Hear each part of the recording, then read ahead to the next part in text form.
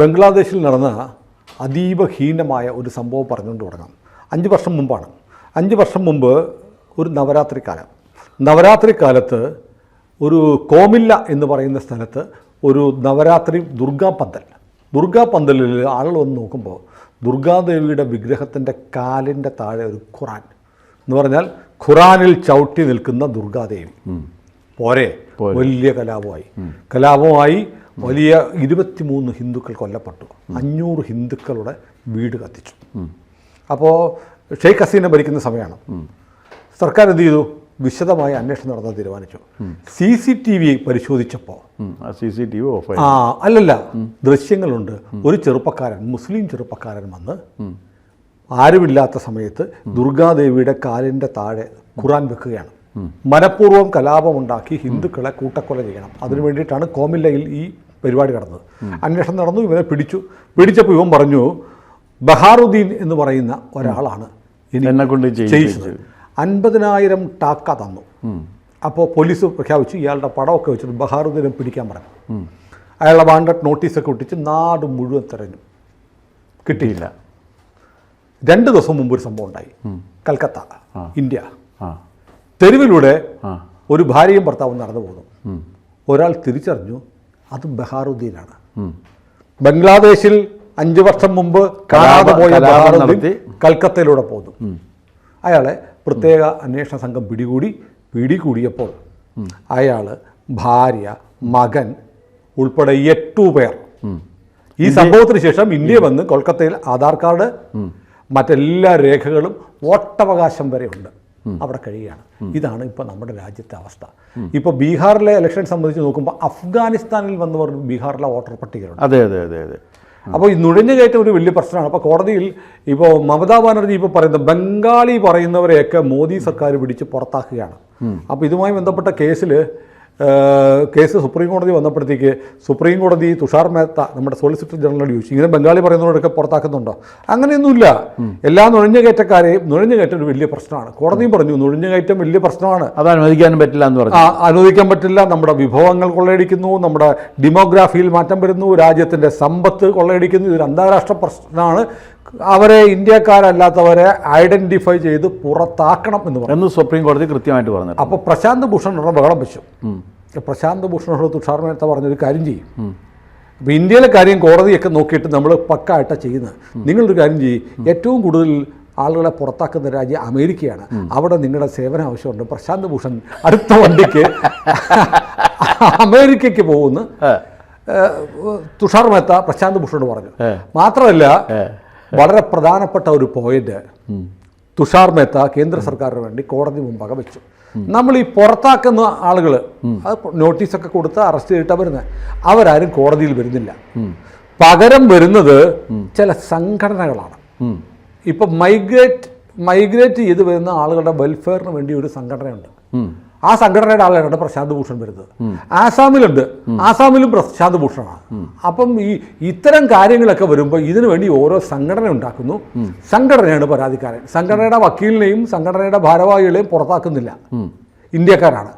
അപ്പോൾ എന്തിനാണ് ഇങ്ങനെ നുഴഞ്ഞു കയറ്റക്കാർക്ക് വേണ്ടി ഓരോ സംഘടനകൾ ഉണ്ടാക്കി വലിയ വലിയ മുന്തിയ വക്കീലന്മാർ വരുന്നതെന്ന് പരിശോധിക്കണം. അപ്പോൾ നമ്മുടെ രാജ്യത്തിൻ്റെ സ്ഥിതി എത്ര ഭീകരമാണ് സാർ. ബംഗ്ലാദേശിൽ ഹിന്ദുക്കളെ കൂട്ടക്കൊല ചെയ്തവൻ ഹിന്ദു ഭൂരിപക്ഷമുള്ള രാജ്യത്ത് വന്ന് സുഖമായി ഇന്ത്യൻ പൗരനായിട്ട് താമസിക്കുകയാണ്. അതെന്താ കാര്യം എന്ന് വെച്ച് കഴിഞ്ഞാൽ ഈ ബംഗ്ലാദേശിലെ മമതാ ബാനർജി അധികാരത്തിലെത്തിയതിന്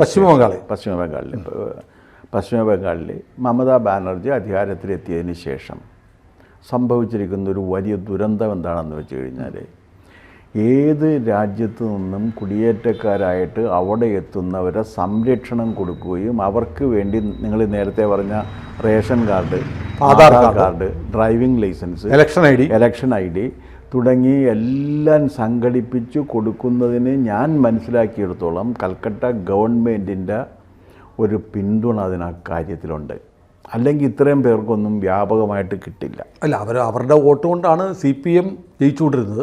ആ ജനവിഭാഗം നേരെ തൃണമൂലായപ്പോൾ CPM തീർന്നു. ഇത് ഈ ഒരു സംഗതി ആണ് അതിനകത്ത് പ്രവർത്തിച്ചു കൊണ്ടിരിക്കുന്നത്. അവർ സത്യത്തിൽ ഇന്ത്യ വിരുദ്ധരായിട്ടുള്ള ഹിന്ദു വിരുദ്ധരായിട്ടുള്ള ഒരു ജനതയാണ്. അവരുടെ ലക്ഷ്യം എന്താണെന്ന് വെച്ച് കഴിഞ്ഞാൽ ഇന്ത്യയെ തകർക്കുക എന്നത് അവരുടെ പ്രഖ്യാപിത ലക്ഷ്യമാണ്. ഇത് ഇസ്ലാമാക്കുക. ഇന്ത്യയെ തകർക്കണം. കാരണം ഇന്ത്യ എന്ന് പറയുന്ന രാജ്യം സാമ്പത്തികമായിട്ടും ബാക്കി കാര്യങ്ങളിലും വലിയ രീതിയിൽ പുരോഗതി കൈവരിക്കുന്നതിൽ അസഹിഷ്ണുത ഉള്ളവരാണ് ബംഗ്ലാദേശുകാരും പാകിസ്ഥാനികളും. അവർക്കിത് സഹിക്കാൻ കഴിയുന്നില്ല. ഇവൻ മുച്ചൂടും മുടിയട്ടെ എന്ന് രണ്ട് കൈയും പൊക്കി പ്രാർത്ഥിച്ചിട്ട് ഇന്ത്യ വലിയ ഒരു രാജ്യമായിട്ട് വരികയും അതിപ്പോൾ അമേരിക്കയെ പോയും വെല്ലുവിളിച്ചുകൊണ്ട് ട്രേഡിന് ഓൾട്ടർനേറ്റീവ് മെത്തേഡ്സ് അന്വേഷിക്കുകയും ചെയ്യുന്നൊരവസ്ഥയിലേക്ക് എത്തി എന്ന് പറയുമ്പോൾ മറ്റവർക്ക് രണ്ടുപേർക്കും ചിന്തിക്കാൻ കഴിയില്ല. അപ്പോൾ ആ രാജ്യത്തിനെ തകർക്കുക എന്ന ലക്ഷ്യത്തോടു കൂടി ബംഗ്ലാദേശിലെയും പാകിസ്ഥാനിലെയും മത തീവ്രവാദ സംഘടനകളും അവിടുത്തെ മിലിറ്ററി ഗ്രൂപ്പും മിലിറ്റൻ്റ് ഗ്രൂപ്പുകളും ഒരുമിച്ച് ചേർന്ന് നടത്തിക്കൊണ്ടിരിക്കുന്ന ഒരു ഓപ്പറേഷൻ്റെ ഭാഗമാണിവനും. അത് ഇവർക്ക് അവനെ പിടിക്കാൻ കഴിയാഞ്ഞിട്ടൊന്നുമല്ല. അതെ, അവനെ എല്ലാവരും കൂടിയാണ് ഇപ്പുറത്തേക്ക് എത്തിച്ചത്. കുടുംബസമേതമാണ് ഇവിടെ വരുന്നത്. ഈ കുടുംബസമേതം വന്നിട്ട് ഇവിടെ അങ്ങോട്ട് പൂണ്ട് വിളയാടേണ്. ഇവിടെ എന്ത് നടത്തണം എന്നുള്ളതാണ്. അങ്ങനെ നടത്തേണ്ടി വരുന്ന സമയത്താണ് പ്രശാന്ത് ഭൂഷൺ. അപ്പോഴാണ് പ്രശാന്ത് ഭൂഷൺ അവിടെ വരുന്നത്. പ്രശാന്ത് ഭൂഷൺ ഏതെങ്കിലും ഒരു കേസിൽ ഇന്ത്യ രാജ്യത്തിന് അനുകൂലമായൊരു വാക്ക് പറഞ്ഞിട്ടില്ല. ഇദ്ദേഹം പറഞ്ഞിട്ടില്ല. ഇദ്ദേഹത്തിൻ്റെ അച്ഛനുണ്ടായിരുന്നു ശാന്തിഭൂഷൺ, അങ്ങേരും പറഞ്ഞിട്ടില്ല. ഭൂഷന്മാർ എന്നാണ് ഇവർ അറിയപ്പെടുന്നത്. ഈ ശാന്തിഭൂഷൺ ലോ മിനിസ്റ്ററൊക്കെ ആയിരുന്നു. ശാന്തിഭൂഷണും പറഞ്ഞിട്ടില്ല, പ്രശാന്ത് ഭൂഷണും പറഞ്ഞിട്ടില്ല. ഇവരെന്നും ഇന്ത്യക്ക് വിരുദ്ധമായ കാര്യങ്ങൾ കോടതിയിൽ അവതരിപ്പിച്ച് അതിനാവശ്യമായ വിധി സമ്പാദിച്ച് ഇവർക്ക് കൊടുക്കുകയാണ്. എന്താണ് ഇവർക്ക് ഇതിനകത്തുള്ള നേട്ടം? ഇപ്പോൾ നേരത്തെ സുനി പറഞ്ഞതുപോലെ ഇവർ അങ്ങനെ തീവ്രമായിട്ടുള്ള ദുഃഖം അനുഭവിക്കുന്നവരുടെ സംഘടന ഉണ്ടാകുന്നു. ആ സംഘടനയ്ക്ക് റെപ്രസെൻ്റ് ചെയ്തിട്ട് ഇയാൾ വരുന്നു. പരാതിക്കാരില്ല. ലോക്കൽ സ്റ്റാൻഡ് എന്ന് വെച്ചാൽ ഞങ്ങൾ ഇതിനു വേണ്ടി പ്രവർത്തിക്കുന്ന സംഘടനയാണ് NGO. അപ്പം നിങ്ങളെ ആരുടെ ഉള്ളത് മൊത്തത്തിലുണ്ടെന്നാണ് പറയണത്. അങ്ങനെയല്ലോ പരാതി അവർ വരണ്ടേ അങ്ങനെ ഉണ്ടെങ്കിൽ. അല്ല, കഴിഞ്ഞ ദിവസം ആസാം മുഖ്യമന്ത്രി ഹിമന്ത ബിശ്വ പറഞ്ഞു ആസാമിൽ ഒരു പ്രത്യേക പദ്ധതി നടപ്പാക്കി. ഹിന്ദുക്കളുടെ ഭൂമി മുസ്ലിമുകൾ മേടിക്കുകയാണെങ്കിൽ അതിന് ഒരുപാട് നടപടിക്രമങ്ങൾ, ഒരുപാട് scrutiny, revenue department, special branch ഇതെല്ലാം സ്ക്രൂട്ടണി ചെയ്ത് സർക്കാരിൻ്റെ അനുമതി ഉണ്ടെങ്കിൽ ഇനി ഭൂമി വിൽക്കാൻ പറ്റുള്ളൂ. കാരണം ഭൂമി മേടിച്ചിട്ട് ബംഗ്ലാദേശിൽ നിന്ന് വരുന്നവൻ ആദ്യം ഇവിടുന്ന് ഭൂമി മേടിക്കും.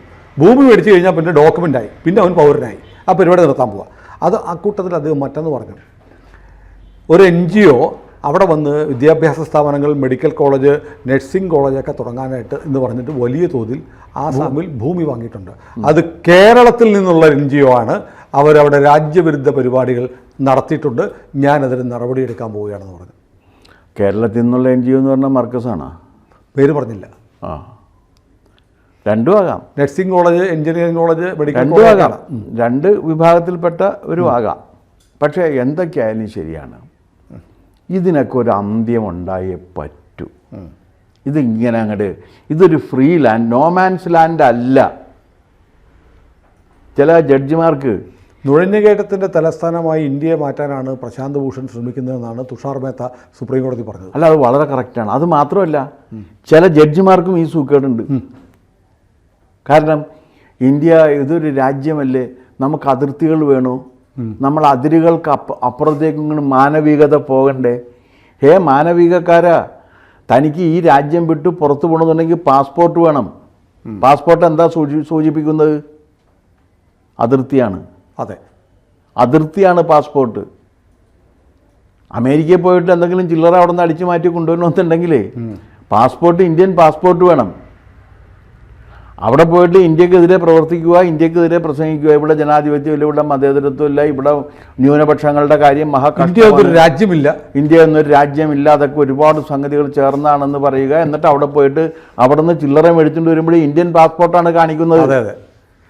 പാസ്പോർട്ട് ഇല്ലാതെ അവിടെ ചെന്ന് കഴിഞ്ഞാൽ അമേരിക്ക കയറ്റില്ല, ലോകത്തൊരിടത്തും കയറ്റില്ല. പക്ഷേ ഇവിടെ വരുമ്പോൾ മാനവികവാദികൾ ഇങ്ങോട്ട് വന്നിട്ട് നമ്മൾ അതിർത്തികൾക്ക് അതീതമാണ് മാനവികത, ആ കണ്ണീരൊപ്പാൻ വേണ്ടി നമ്മുടെ കരങ്ങൾ നീങ്ങിയില്ലെങ്കിൽ, ഞാൻ ഏറ്റവും തമാശ കേട്ടത് എന്താണെന്ന് വെച്ച് കഴിഞ്ഞാൽ, എന്തിനാണ് ഞാൻ 26 കൊല്ലത്തിന് ശേഷം വീണ്ടും തിരിച്ച് ലീഗൽ പ്രൊഫഷനിൽ വന്നത് എന്ന് ചോദിച്ചു കഴിഞ്ഞാലോ, എന്താ എനിക്ക് തോന്നുന്നു അങ്ങനെ ഇതിൻ്റെ ആളായപ്പോഴാണെന്ന് തോന്നും.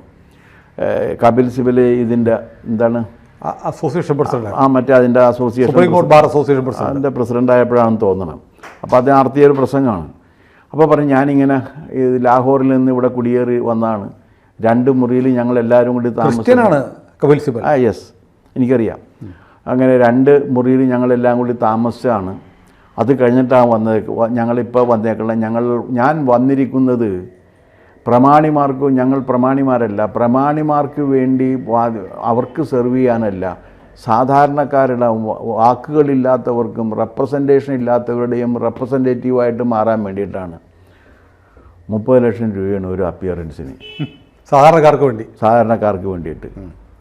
അപ്പോൾ ഒരു കാര്യം ഉറപ്പാണ്, യാതൊരു ഉളുപ്പുമില്ലാതെ മനുഷ്യരുടെ മുഖത്ത് നോക്കി കളവ് പറയാൻ മടിയില്ലാത്ത ഒരാളാണ് ഈ കപിൽ സിബൽ എന്നാണ് എൻ്റെ അർത്ഥം. കപിൽ സിബൽ ഏത് സാധാരണക്കാരനെ സേവിച്ചിട്ടുണ്ട്?